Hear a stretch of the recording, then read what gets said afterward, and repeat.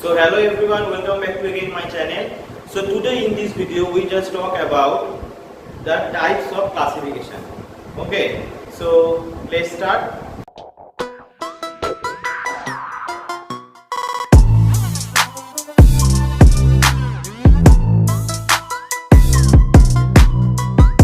So first of all, I also told you on the before video that the classification concept first the given the scientist who is Linnaeus, right? Linnaeus. He was given the first concept, the classification. Okay. Then the so many scientists also came and they also classified on their different way. Okay. So in this video we just talk about how many types of classification are there. Okay. So right here. So first of all, I write the types of classification. Okay. So basically the classification basically are 4 types. Okay, 4 types. They generally are 4 types. First one is artificial classification. Okay. Next one is natural classification. Okay. Third one is phylogenic classification. Okay. And the last one, also 4th one is phonetic classification. Okay. So these are the 4 types of classification. First one is artificial classification, second is natural, third one is phylogenic classification, and last one is phonetic classification. All the classification actually comes during the time, during the year. Suppose I also say that first time the classification comes by the Linnaeus. First time the classification given by the Linnaeus. Okay. After Linnaeus, there are so many scientists come. They also classified on their way. Okay. So first we have discussed the first one is the artificial classification. You have to all know. You have known that the artificial classification was given by the Linnaeus. Okay. Linnaeus. This classification actually the classification that given by Linnaeus, that is the artificial classification. It is about in year 1735. Okay. 1735 he also classified the artificial classification. So what is artificial classification? Actually, when the concept comes, in that time this is not advanced, this is so many primitive. In that time they also classified on their outer character. They also classified on the outer character. Outer character means phenotypic character, or we say morphological character. Okay. So basically the artificial classification is based on the morphological character. Okay. Morphology means its outer character. Suppose this is a plant. Okay. Suppose this is a plant. If you like to identify, first what you see is outer character. That means its leaf, its fruits, its root, its buds, right? What we see from the outside. Okay, that is called morphology. Morphology means the structure of our organ. What organ we see? You see my head, my hand, my legs, you see, right? You see my body. This is the outer structure. It is the outer character. Okay, in the same way, within the plant, you see the plant's leaves.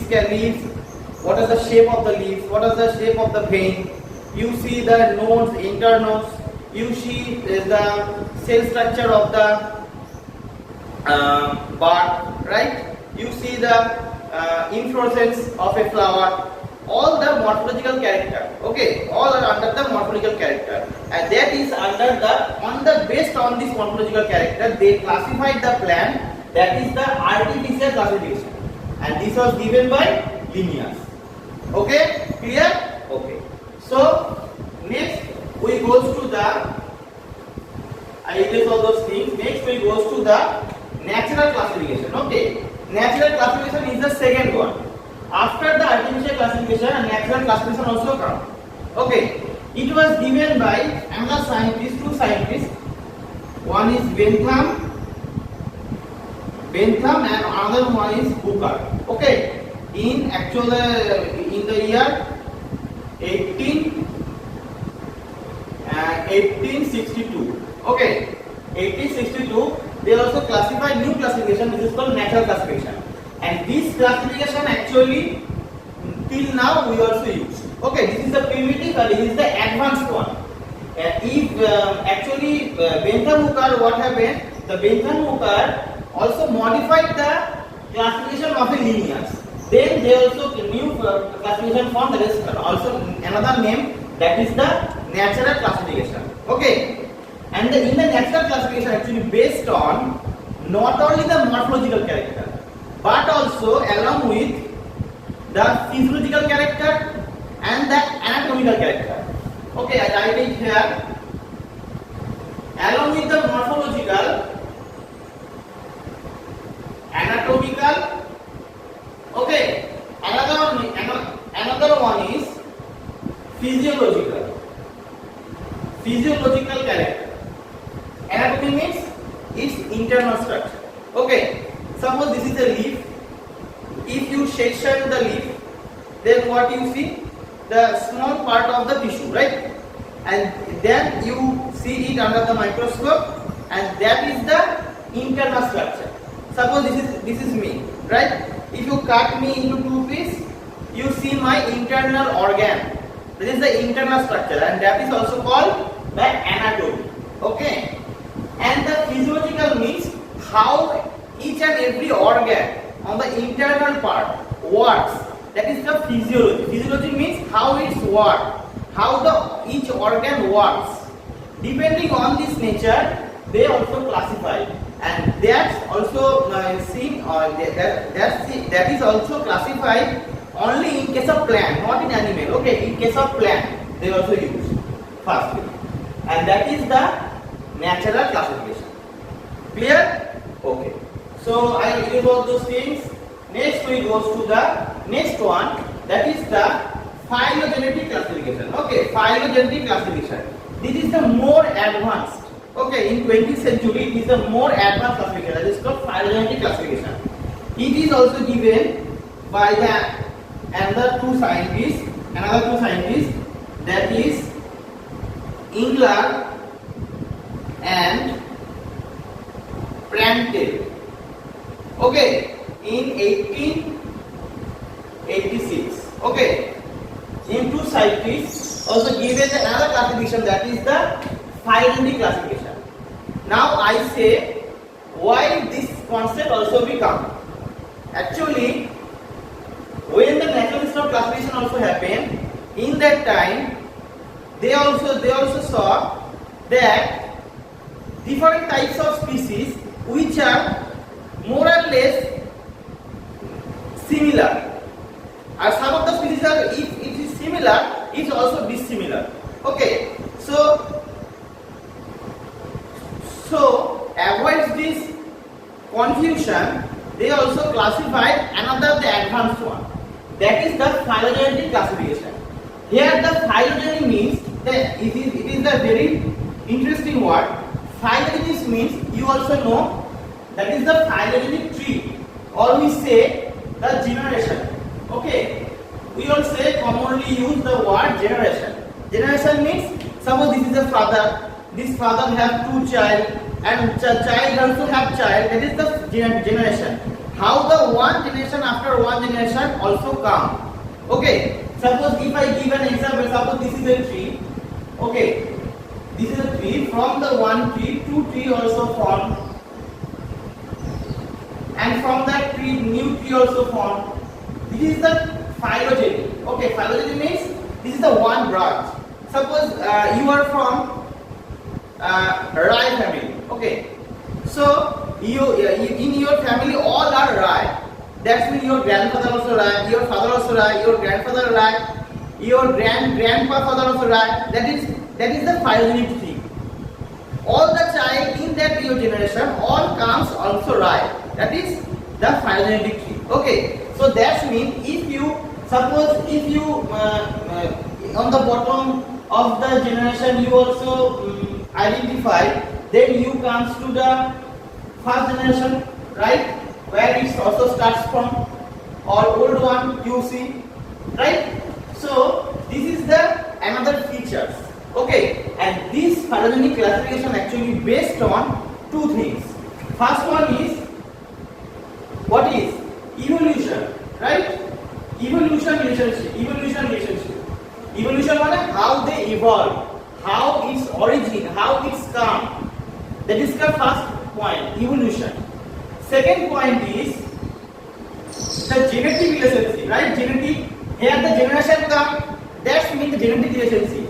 Suppose this is a plant, it has some character. Suppose this is it is too tall. It has so many. It makes fruit in every year. Okay, it is disease resistant. Okay, and this is another type of plant. It's also same character like that. Okay, that means I can assume that it also comes from that generation. Okay, this is the similarities. Okay, so this is the generation. This is the what we say. This is the character which I like to compare. Okay, and during the comparison and during the assumption, depending on the assumption, we can explain the phylogenetic classification. Okay, okay. Understand clear? Do you get it? Okay. So I did all those things. Next we go to the last point, that is the phonetic classification. Phonetic classification, you also know, this is the simple classification. Okay, actually in case of phylogenetic classification, here we also involved in fossil. Okay, I just forget it, fossil. Fossil means we all know when we find out something, we also search from the old one, and that we get from the fossil, right? From the fossil we can get anything, any information, any documentation we can get, right? So here in case of phylogenetic classification, the fossil also be used. Okay, now we tell the in phonetic classification. Phonetic classification means here no one fossil. Suppose any plant is discovered, suppose their fossil is not getting. In that time how you classify? In that time you classify according to their some common similarities, common dissimilarities. Okay, then you can classify. Okay, with the absence of, here in case the phylogenetic relationship is not to be acceptable. Okay, in case of phonetic classification, only acceptable some similarities and some common dissimilarities. Without absence of fossil record, and in this case the phylogenetic relationship cannot be obtained. Okay, clear? So what I write here? In case of phylogenetic classification, the fossil is missing. Okay, we classified the plant based on the similarities and dissimilarity. Okay, similarity and dissimilarity, but without the phylogenetic classification. Okay, okay. So, and that's the concept, the phylogenetic classification. This concept was given by a scientist, this name Huxley. Okay, Huxley given the concept. It is the modern classification, we all say till now. It is given in 1940. Okay, Huxley was given the classification concept, that is the phonetic classification. Okay, clear? Okay. Now I also say some last thing, that is the phonetic classification also they have the 4 categories. Okay, actually in case of phonetic classification, they are also classified into 4 categories depending on their selection. First one is cytological classification. Okay, second one is chemological classification. Okay, third one is numerical classification, and fourth one is cladistic classification. Okay, cladistic. What are they? Okay, so first I will also tell you about the cytological. Cytological means cyto means the cell, right? Actually it is about the structure of the cell, shape, how the shape of the cell, all will compare. Okay, in case of cytological. Clear? Okay, this is the one parameter. Cyto means cell. You have to know. Cyto means cell. Then also goes to the chemological. Chemological means it is related to chemical, biochemicals. Okay, in this case classification actually based on suppose there are 2 plants, they are phylogenetically related. We just compare the biochemical and physiochemical similarities. Okay, in case of chemological. Next we goes to the numerical. Numerical means here in case of classification we also consider taken the all common observable characters. Okay, observable characters. In case of numerical classification, observable character means how many organs are there, how many chromosomes are there, how many cells are there, all are to be counted. Okay, all observable character also be counted, and that is under the numerical classification. All are compared. Okay, and last one is the cladistic. Cladistic means, you also know, cladistic means group.